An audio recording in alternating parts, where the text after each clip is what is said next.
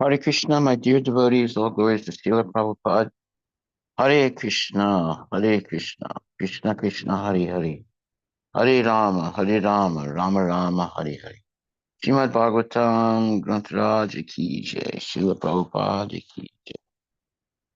So today we're on the second chapter, verse 31, which we did not finish, I think. So we'll start with that. Swadharamam apichaviksya na vikampitam arhasi.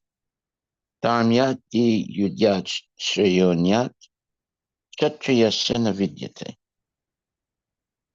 Considering your specific duty as a kshatriya, you should know that there's no better engagement for you than fighting on religious principles, and so there is no need for hesitation. Purport by Srila Prabhupada. Out of the four orders of social administration, the second order for the matter of good administration is called kshatriya. That means hurt. One who gives protection from harm is called kshatriya. To give protection. The kshatriyas are trained for killing in the forest. A kshatriya would go into the forest and challenge a tiger face to face and fight with the tiger with his sword. When the tiger was killed, it would be offered the royal order of cremation. This system has been followed even up to the present day by the Kshatriya kings of Jaipur state. The Kshatriyas are specially trained for challenging and killing because religious violence is sometimes a necessary fact. Therefore, Kshatriyas are never meant for accepting directly the order of sannyasa or renunciation. Nonviolence in politics may be a diplomacy, but it is never a factor or principle. In other words, especially for Kshatriyas, there's no question of nonviolence. So they should be ready to fight. Yeah. You may not start with it, but In the religious books, it is stated, Ahavesu mito nyonyam jigam santo mahi kshita yudamana param sakya swargam yanti aparan mukha yajne supasavo brahman hanyate satatam dvijay samskrita kila mantraischa kepiswargam avap nubam. In the battlefield, a king or kshatriya, while fighting another king, envious of him, is eligible for achieving heavenly planets after death, as the Brahmanas also attain the heavenly planets by sacrificing animals in the sacrificial fire. Therefore, killing on the battlefield on religious principles and killing animals in the sacrificial fire are not at all considered to be acts of violence, because everyone is benefited by life and by the religious principles involved. The animal sacrifice gets a human life immediately without undergoing the gradual evolutionary process from one form to another. And the Kshatriyas, killed on the battlefield, also attain the heavenly planets, as do the Brahmanas, who attain them by offering sacrifice. There are two kinds of swadharma, specific duties. As long as one is not liberated, one has to perform the duties of his particular body in accordance with religious principles in order to achieve liberation. When one is liberated, one's swadharma, or specific duty, becomes spiritual and is not in the material bodily concept. In the bodily conception of life, there are specific duties for the Brahmanas and Kshatriyas, respectively. and such duties are unavoidable. Swadharma is ordained by the Lord, and this will be clarified in the fourth chapter. On the bodily plane, Swadharma is called Varnashram Dharma, or man's stepping stone for spiritual understanding. Human civilization begins from the stage of Varnashram Dharma, or specific duties in terms of the specific modes of nature of the body obtained. Discharging one's specific duty in any field of action in accordance with the orders of higher authorities serves to elevate one to a higher status of life. Well, this mentioning Swadharma is very important. Swadharma are specific duties that people have to perform. However, when one becomes Krishna conscious, they don't have to go through all those duties because they achieve the same results simply by chanting Hare Krishna and following the regulative principles and eating prasadam and doing sankirtan. So they attain the same results. However, for people who are not, on the level of Krishna consciousness, performing the swadharmas or specific duties is helpful to be gradually elevated. So there are two kinds of swadharmas or specific duties. As long as not liberated, one has to perform the duties of his particular body in accordance with religious principles in order to achieve liberation. When one is liberated, one's swadharma or specific duty becomes spiritual and is not in the material bodily concept.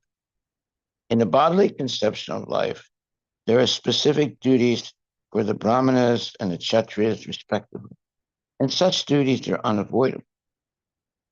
Swadharma is ordained by the Lord, and this will be clarified in the fourth chapter. On the bodily plane, Swadharma is called Varnashram Dharma, or man's stepping stone for spiritual understanding. Human civilization begins from the stage of Varnashrama Dharma, or specific duties in terms of the specific modes of nature of the body obtained.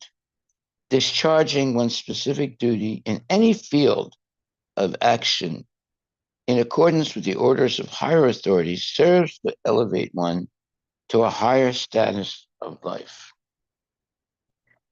Well, if we go to the fourth chapter, 20th verse, fourth chapter, 20th verse of Bhagavad Gita, there's more information about this.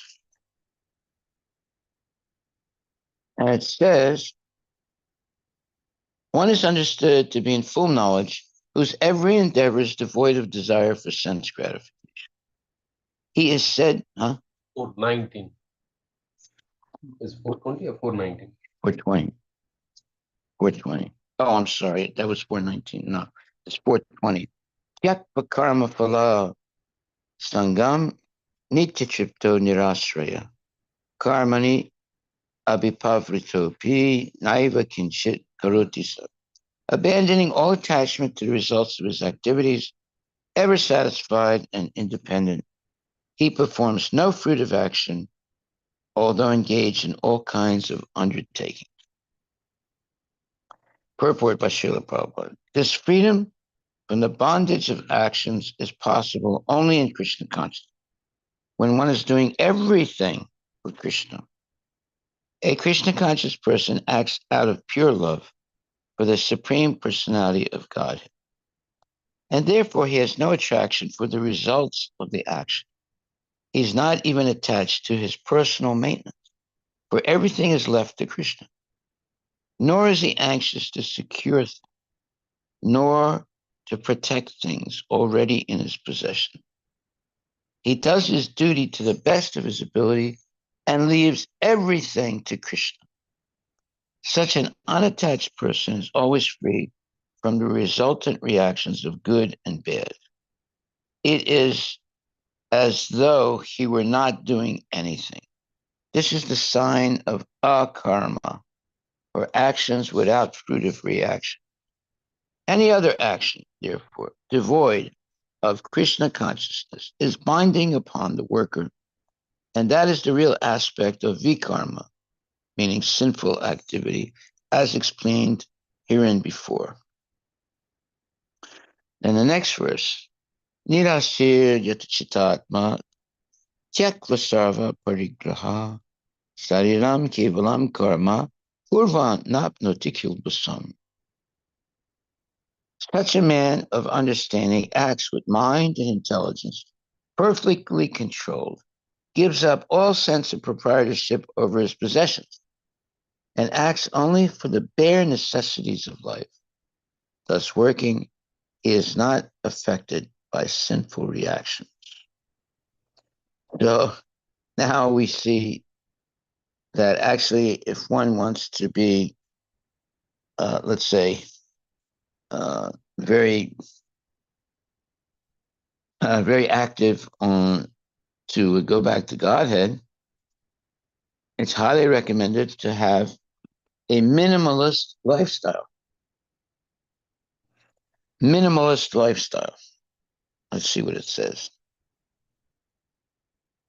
A Krishna conscious person does not expect good or bad results in his activities. His mind and intelligence are fully controlled. He knows that because he is part and parcel of the Supreme, the part played by him as a part and parcel of the whole is not his own activity, but is only being done through him by the Supreme. When the hand moves, it does not move out of its own accord, but by the endeavor of the whole body. A Krishna conscious person is always dovetailed with the supreme desire, for he has no desire for personal sense gratification. He moves exactly like a part of a machine.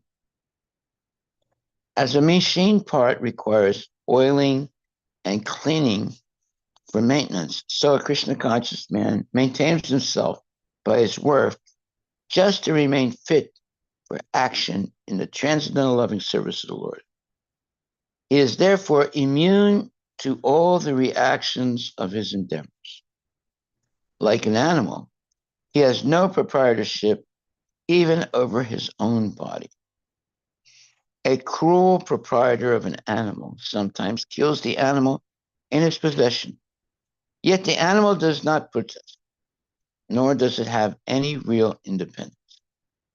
A Krishna conscious person, fully engaged in self-realization, has very little time to falsely possess any material object. For maintaining body and soul, he does not require unfair means of accumulating money. He does not therefore become contaminated by such material sin. He is free from all reactions to his actions. This is a very profound purport. Practical. Yeah. Very practically. Yeah. And we can talk about this a lot. Mhm. Let's see what the next verse says, because this is continuing. Yadricha lava santusto dva tito vimatsara sama sidhav asido cha kritvapi na nibadyate. He who is satisfied with gain which comes of its own accord, who is free from duality and does not envy, who is steady in both success and failure, is never entangled, although performing actions. Purport by Srila Prabhupada. A Krishna conscious person does not make much endeavor even to maintain his body. He is satisfied with gains which are obtained of their own accord. He neither begs nor borrows, but he labors honestly as far as is in his power, and is satisfied with whatever is obtained by his own honest labor. This is therefore independent in his livelihood. He is therefore independent in his livelihood. He does not allow anyone's service to hamper his own service in Krishna consciousness. However, That particular statement, he does not allow anyone's service to hamper his own service in Krishna consciousness. yeah, so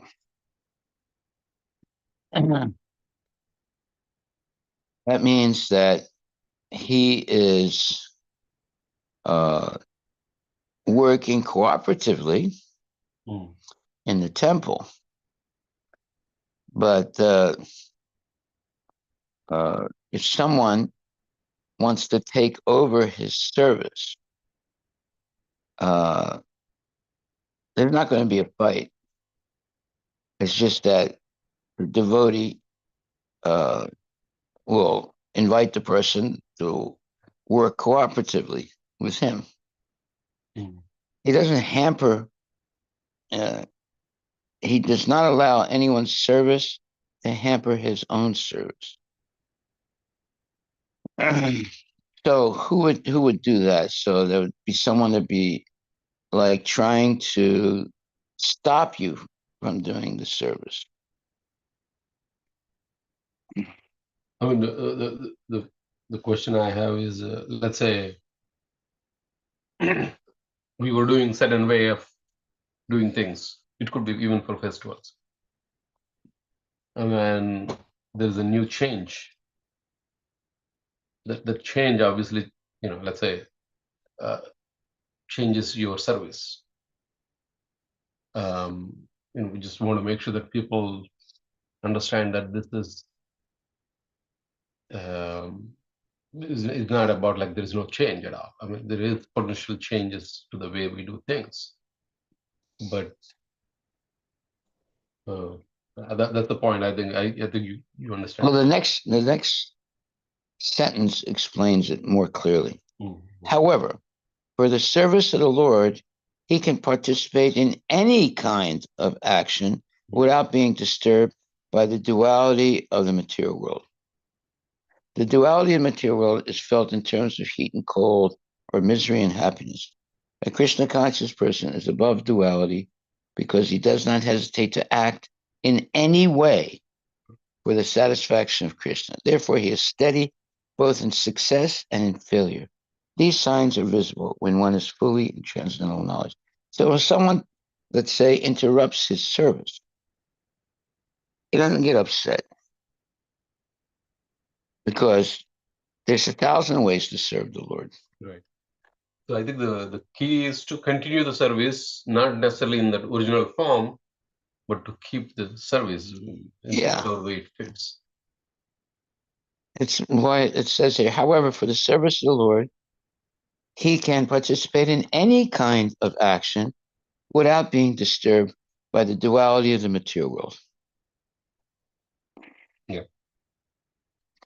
So therefore, he does not allow anyone's service to hamper his own service in Krishna consciousness. Why? Well, because he can engage in any kind of service. If it's being disturbed in one service, he can switch to another service. There's 1,000 ways to serve the Lord.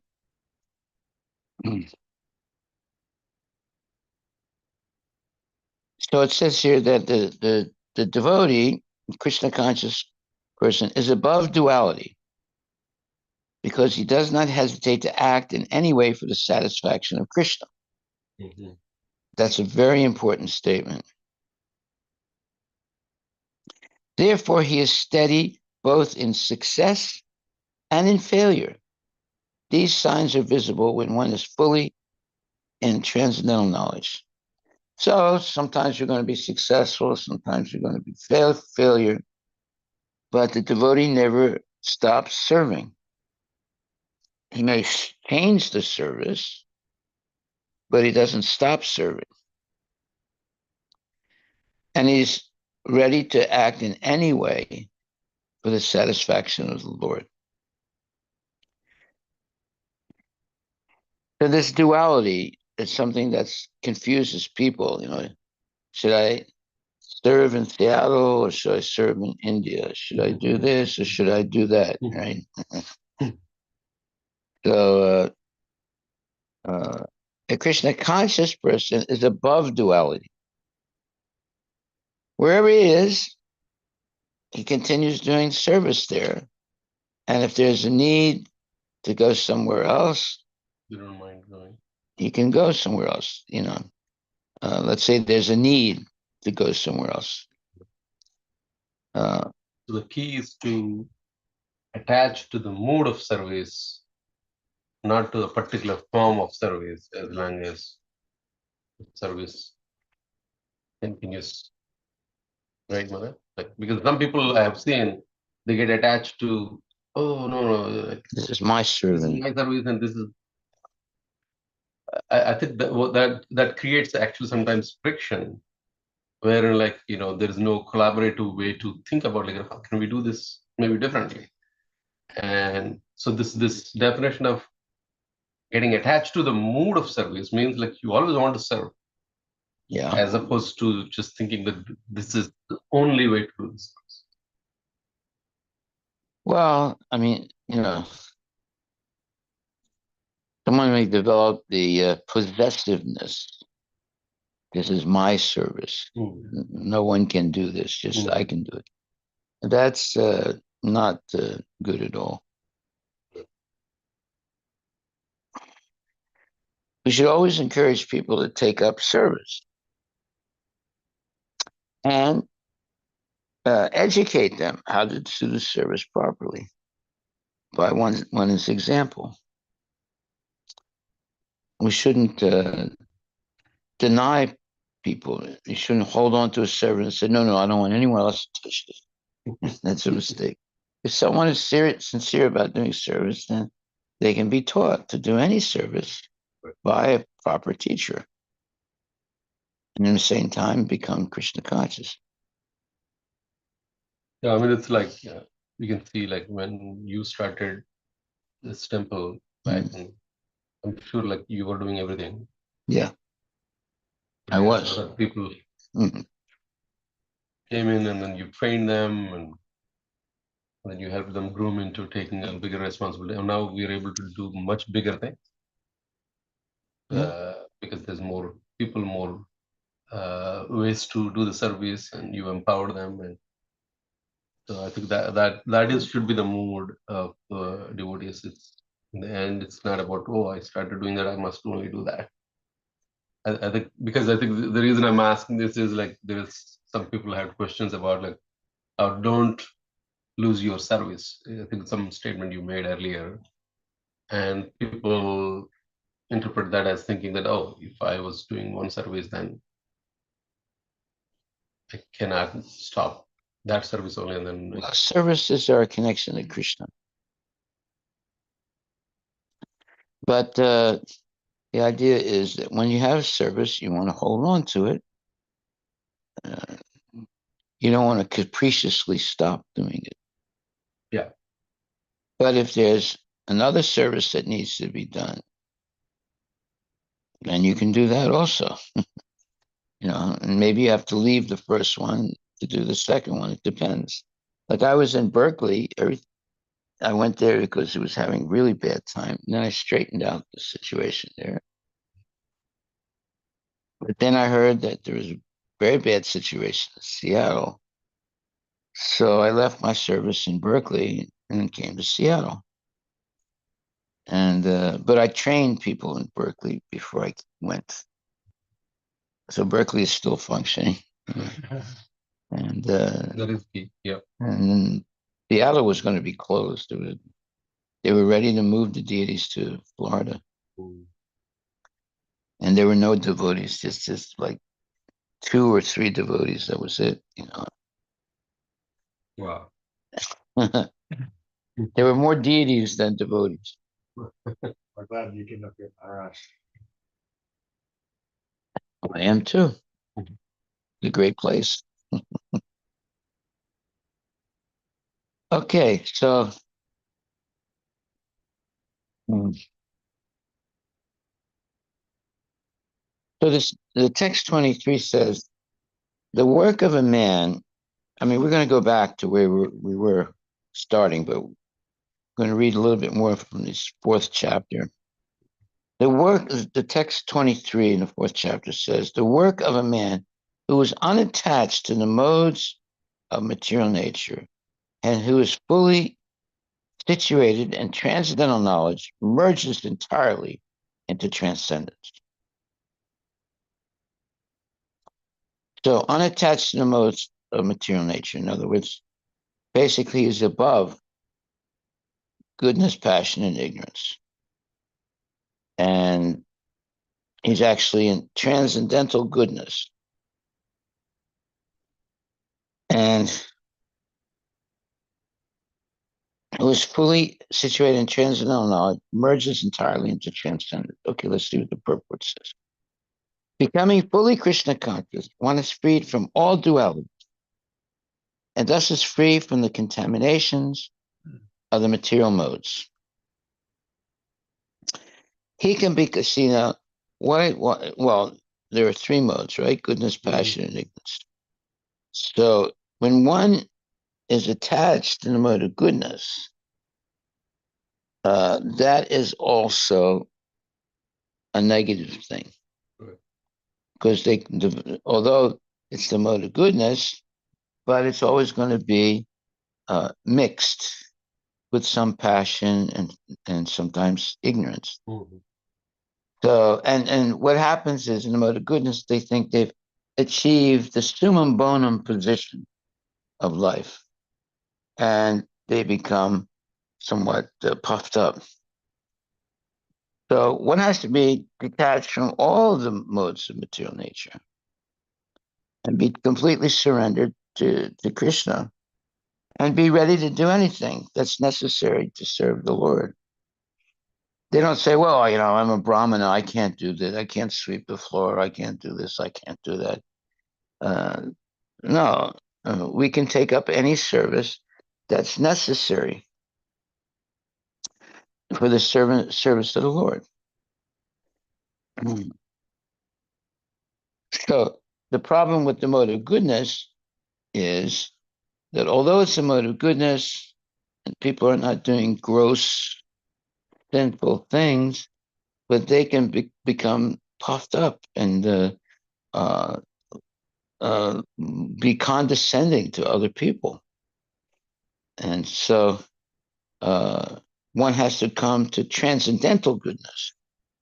They no longer have any false concepts about themselves. They're completely surrendered to the will of the Lord, and they have no sense gratification, and they're perfectly satisfied doing anything necessary to please the Lord. So this purport says, for 4th chapter, text 23, becoming fully Krishna conscious, one is freed from all duality and thus is free from the contaminations of the material modes. He can become liberated because he knows his constitutional position in relationship with Krishna, and thus his mind cannot be drawn from Krishna consciousness. So what does this mean exactly? It means that, okay, let's say someone says, okay, Prabhu, if you leave Seattle and come down to Texas and we can start a business together and you'll make a lot of money. Well, that would be an example of not being freed from all dualities. Mm.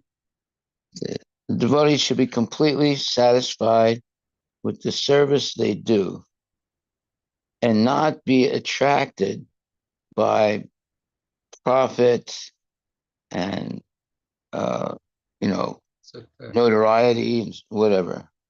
They should just, be satisfied with the service that they're doing and stick to it and do it. If someone says, "Well, you can come down to Texas, you can make them a lot more money, and we'll start this business, we'll make a lot more money."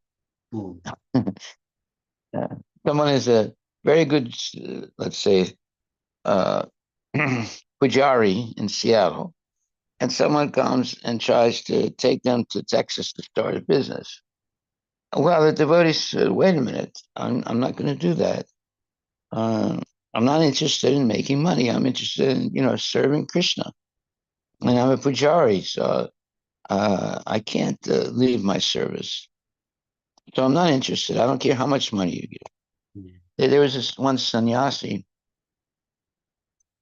and uh, this lady took a liking to him, and she contacted him and said, "Look, I just inherited $1 million.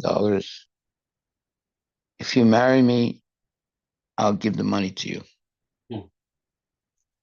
And he said, "Even if you offer me $1 billion or $1 trillion or whatever, I'll never stop serving Prabhupada, and I'm not interested." Wow, very bold. Yeah, Situated in the country. it's a, she was serious. She did have $1 million, but he said, I'm not going to, not even going to even think about it. So it didn't disturb his mind. Let's put it like that. Whereas like this one challenge that some of the grihasthas have run into or continue to run into, which is they have good service here, but let's say the kids' needs have changed or like they're just struggling to fit in or whatever. Sometimes, I know that some devotees had to move to, let's say, India to create a better environment for them and so on. So can you speak to like, what is the right thing to do? And obviously, in the end, the kids have done well and stayed in Krishna consciousness because of a different environment. As a parent, what is the right thing to do? Well, the right thing to do is to spend time with your children and training them. You should be, or the parents should be, the number one trainers of their children, or teachers of their children. They shouldn't just put the children in the demon schools. They should educate them at home and always uh, be talking to them and teaching them, you know, philosophy, Bhagavad Gita, and Srimad Bhagavatam. Also doing fun things together that are, doing parikramas and things like that, and always involved in Krishna consciousness. Yes. So actually, Mataji, you want to ask the question? Go ahead. Mataji. Anandamanjari Mataji.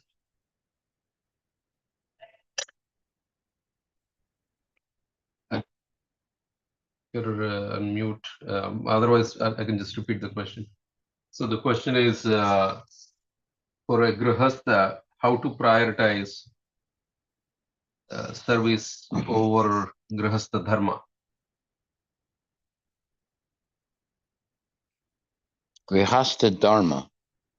Yeah, I mean, as a parent, I think, like for example, you just mentioned about spend time with the kids, make sure that they're having good experience in the service as well as.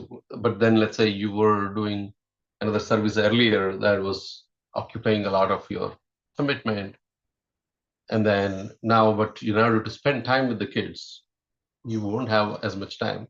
Let's say that the service that they can do, maybe the activities that they are interested in requires you to spend more time outside of the service. So I think that's Mataji, feel free to jump in with any specific detail, but I think that's the question is like, if there is a conflict between your original service and now the service that are activities and services that your children need, how should a parent think about? Well, I mean, the best thing is to educate your own children. Don't put them in schools. Educate them at home. That way you can control what they're hearing and what they're learning. You have no control when you put them in school. Yeah, I mean, The other thing is you no matter what your profession is, you can just like some companies, they let you bring your kids to that company and show them what you're doing. Yeah. As long as it doesn't interrupt with your work. But they do allow you sometimes to bring your kids. So basically, the key is to spend a lot of time making sure that your kids' association and that you associate with your children. This idea of, well, I I have to start work at 7 o'clock, and I have to also stay up till 11, 12 o'clock at night, with my team in India. Like there's no time at all to spend with the kids. That's really bad. Really, really bad. I think there's another follow-up question. Yeah. By Mataji. Kids need time for, let's say, classes, etc. So if we need to skip service, is that fine because there is a conflict between kids' classes and the service?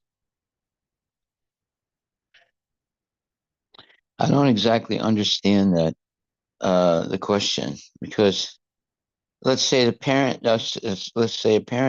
has service, and the kids, in order to do that service, the parent will not be able to spend time with the kid. Is that what you're saying? Yeah, there is a conflict because let's say the kid has like a math class around a certain time, and then the parent happens to have the service around the same time.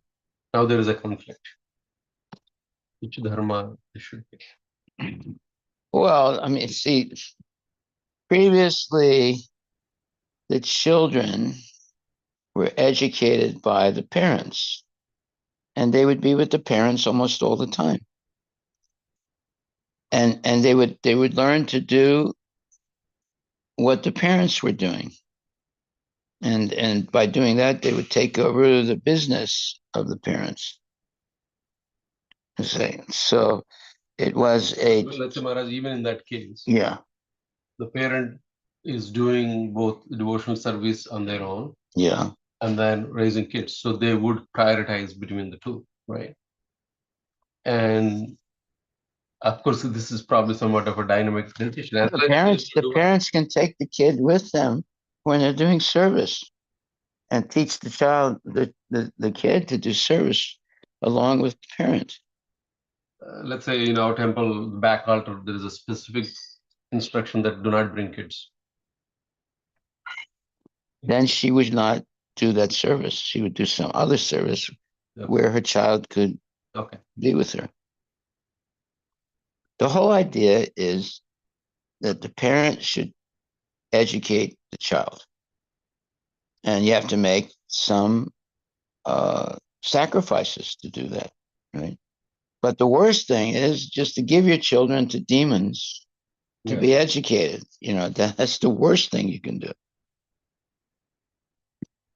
So you have to spend prime time with your children. Right now, you put them in a school.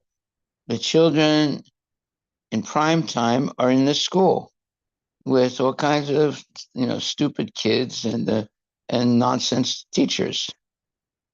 So that's not a good model. The best model is that the parents, or one of the parents, should be with the kids all the time and educate them and teach the kids to work with them.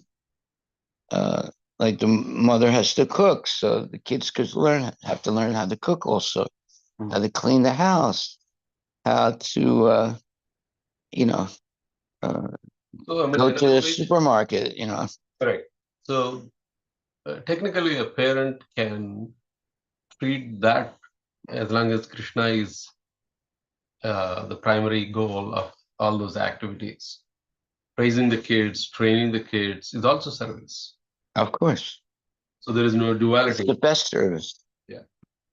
So when there is, in a way, there is conflict. I mean, there should not be conflict in the sense like you do this service or that service You based. have to sacrifice.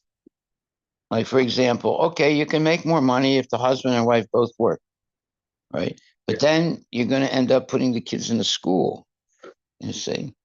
So there has to be some sacrifice for the better. I mean, anyway, how many years it's going to be like that?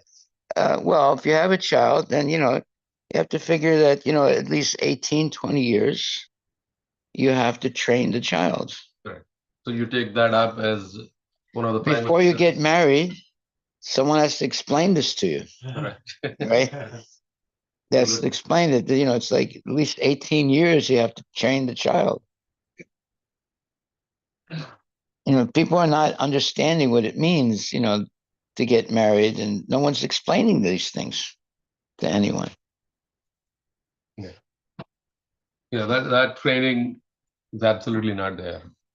I mean, very few parents probably teach the ultimate goal of human life. So it's mostly about somehow the materialistic definition of success, right? So somehow have children, get them to good schools, get them into jobs. So that is the definition of success for at least all the Indian parents. Yeah, and then they see their kids are marrying American girls or boys, right? Mhm. And they're not interested at all in Krishna consciousness. Yeah. They don't chant Hare Krishna, nothing, zero. Just like this month is going to go to this wedding, right? And the girl is marrying an American, and the boy is marrying an American. Right? And there's very little, very little or no Krishna consciousness. So it's very sad to see that happen. I'm not against people marrying someone, but the whole question is you should not put your children in these schools. You should have them educated at home. And as Prabhupada says in the Ishopanishad, it's better to be less educated than more educated. Is the Ishopanishad there? It should be there somewhere. Yeah. 14th chapter.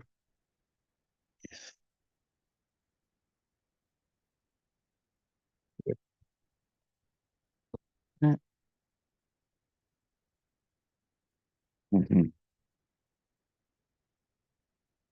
Yeah. Let's see.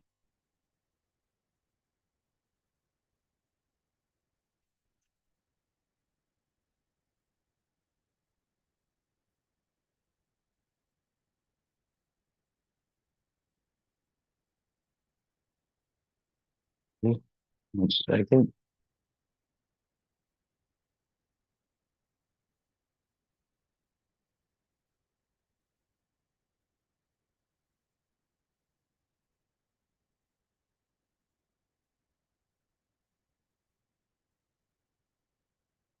Seven.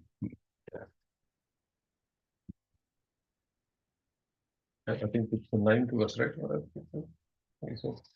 Ninth mantra. Oh, maybe. Okay.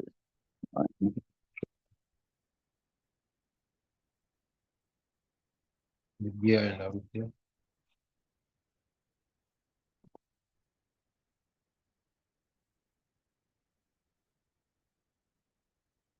As far as Vidya is concerned, the first mantra has explained very clearly that the Supreme Lord is the proprietor of everything and that forgetfulness of this fact is ignorance. The more a man forgets this fact of life, the more he is in darkness. In view of this, a godless civilization directed toward the so-called advancement of education is more dangerous than a civilization in which the masses of people are less educated. There it is. Mm. So it's you don't have to, you don't have to be, like a PhD to be a successful person. What is success is you're honest, you're trustworthy, you can speak properly, and you have faith in God and Krishna. That's more important than being, Elon Musk or some of these big guys, right? Mhm. Everyone's trying to be. So, of the qualities that you just mentioned, Maharaj, let's say if it turns out to be all the others, like honest and everything, but then doesn't have faith in God. Well, you have to have Then faith in what him. is more important here? Is the faith in God is the ultimate goal, right? Yes. Yeah. But along with that, you have to be honest. Yes. I mean, faith in God will automatically lead to. Well, sometimes not, I mean, if you have sincere faith in God, Yes. wouldn't you do all the right things? Wouldn't you be honest Yeah. and upright and everything? Uh, well, look, if someone is hearing Bhagavatam on a regular basis, then all good things happen at that point. See? Yes. That's what we learned here in the 19. yeah, it says this very process of hearing attentively about the pastimes of the Lord will endow a person with innumerable benefits, such as wealth, fame, longevity, and other desirable aims of life. Okay, Canto 3, Chapter 19, Text 38, the last verse. Yep. So, who is attentively hearing the pastimes of the Lord? That's the question. Well, we're trying to do that twice a day, right? But the children should do it too. Mhm. And it leads to all good things. Yeah.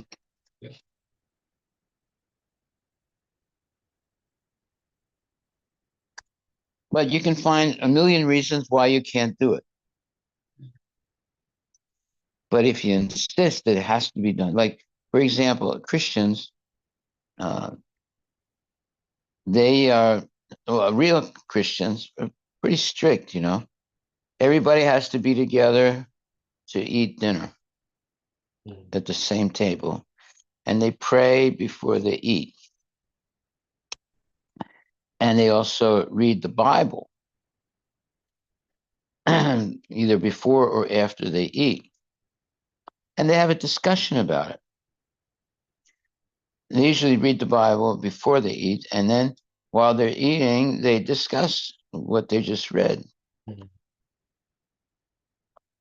So that was, traditional, like real Christian families.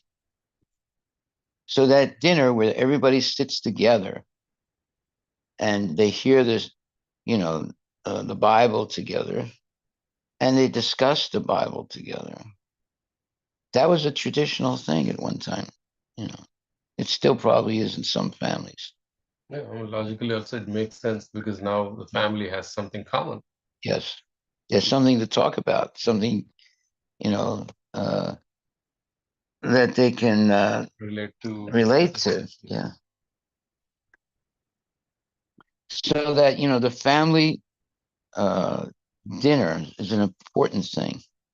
Where everyone sits together and then they read the Bible and then they eat, and they discuss, what they were reading. And, it's not that, oh, I got some homework, I can't do that. Uh, That's probably what we're dealing with sometimes with our kids. 1, 2, and then a 3, that's it. They're never coming to eat, they just eat in their room, Yeah. You definitely have to have the dinner, everybody sits down together, and, you know, get a chance to pray together and then eat together. Prasadam. Hmm. I think we can start with that one common activity. Yes. It's a good activity. It's a very good activity. Okay, I think we're finished. Yeah. It's More 7:51. than that time, but it was a good discussion. Any other follow-up questions?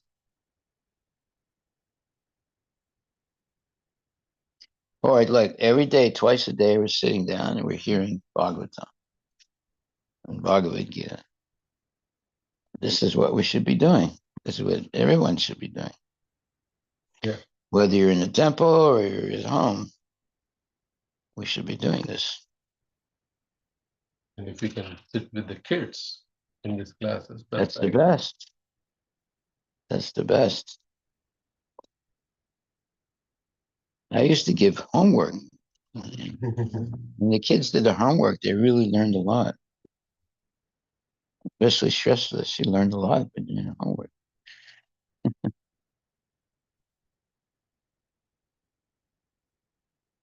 And the homework I gave was oftentimes more interesting than the homework they were doing. Right? I didn't just give homework on the Bhagavatam, but you had to Research. research in the Bhagavatam also. But I gave them, challenging homework where they had to think and look things up and so forth. And, and also, you learn the Shastra that way. Okay, Haribol. All glories to Srila Prabhupada Ki Jai. We'll see you again in the morning. Hare Krishna.